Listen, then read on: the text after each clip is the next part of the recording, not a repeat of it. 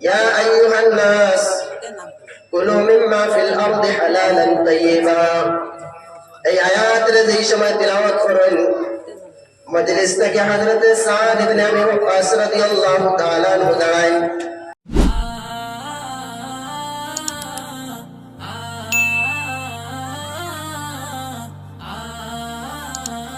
إن الحمد لله الذي خلق الإنسان وقد أتى عليه حين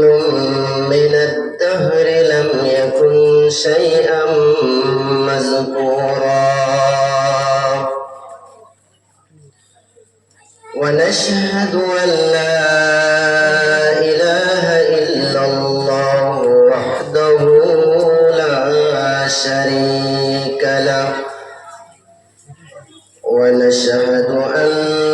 سيدنا وسندنا ونبينا وإمامنا ومرشدنا وحبيب ربنا محمدا عبده ورسوله الذي أرسله الله تعالى بالحق بشيرا ونذيرا وداعيا إلى الله بإذنه وسراجا وقمرا منيرا أما بعد فقد قال الله تبارك وتعالى في كلامه المجيد وفرقانه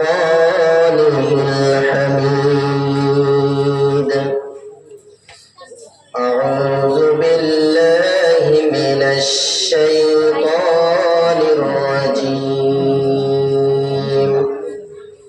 بسم الله الرحمن الرحيم يا أيها الذين آمنوا اتقوا الله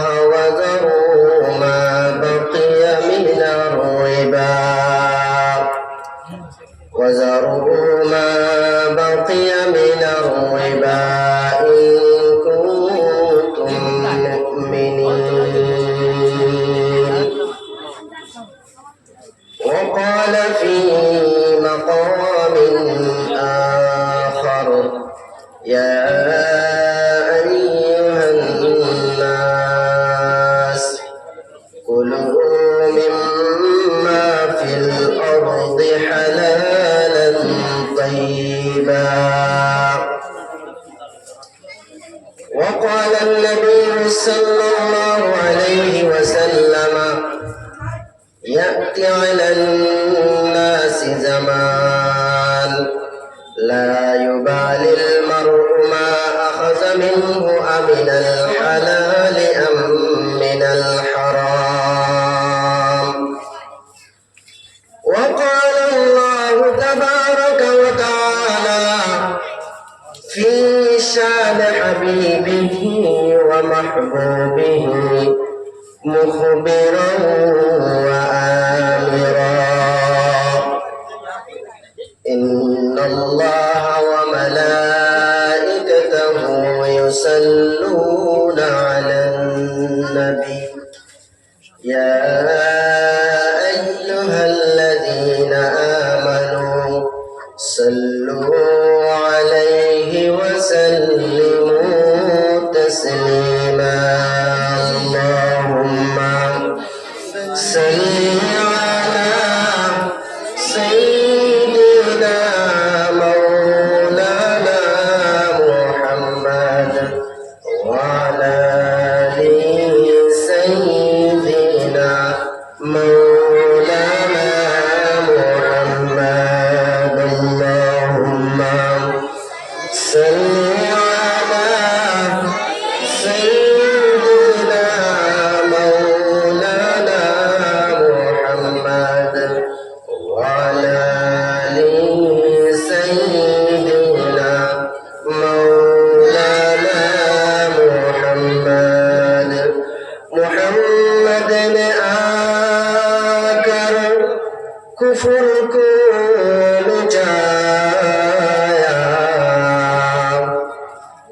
कुफ्र को मिटा कर सदाकत बताया बलगल उला बिकमालिही कशफत दुजा बिजमालिही